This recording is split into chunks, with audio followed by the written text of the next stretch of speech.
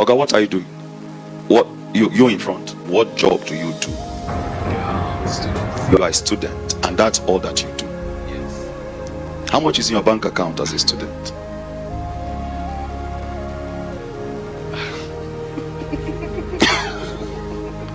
Now, you see the difference between an unbeliever and a believer in this context.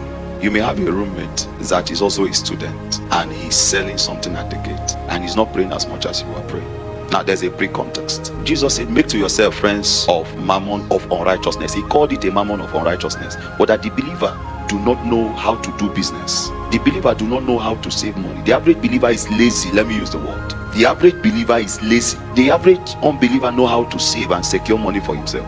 Let me use myself. As a student and as a minister on campus, I was doing two major businesses.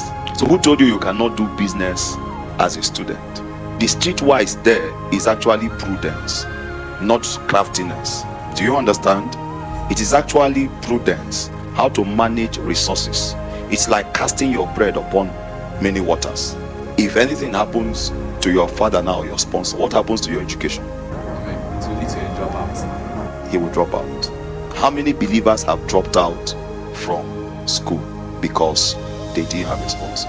Do you understand the context that Jesus is bringing it to?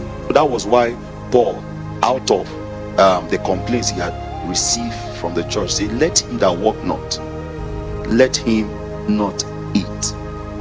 Because the average believer thinks that everything is by faith.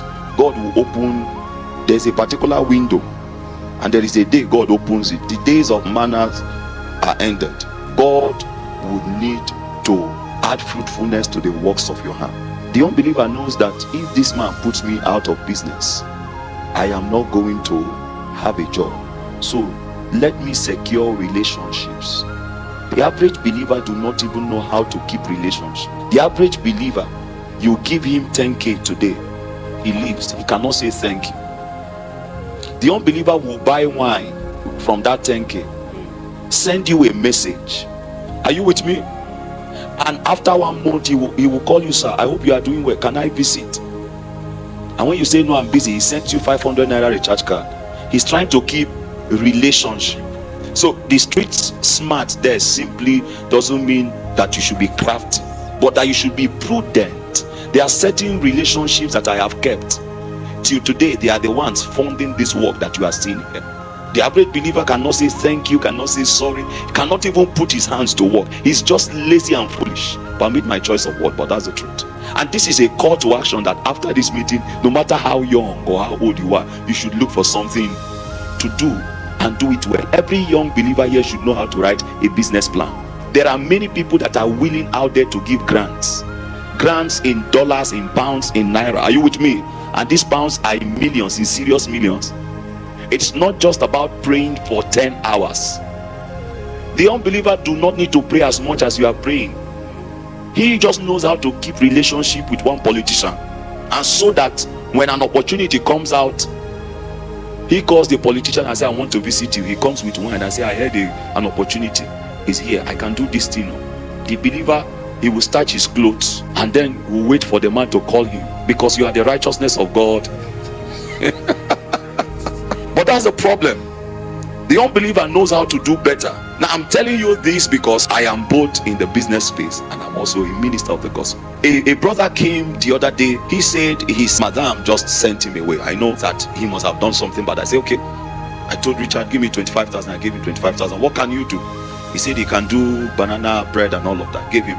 The guy disappeared. I called him and called him and called him. The time he returned with half of the thing he promised to give, and was asking me for more money. That he spent much more. I said, this young man is not serious. I told him, leave my office and don't come back. An unbeliever will do it with his money so that he will get the contract. He knows that he will make much more from doing the business itself. But the average believer is not that wise. So Jesus is saying that the children of this world, they are wiser. I pray we'll become wiser from this morning.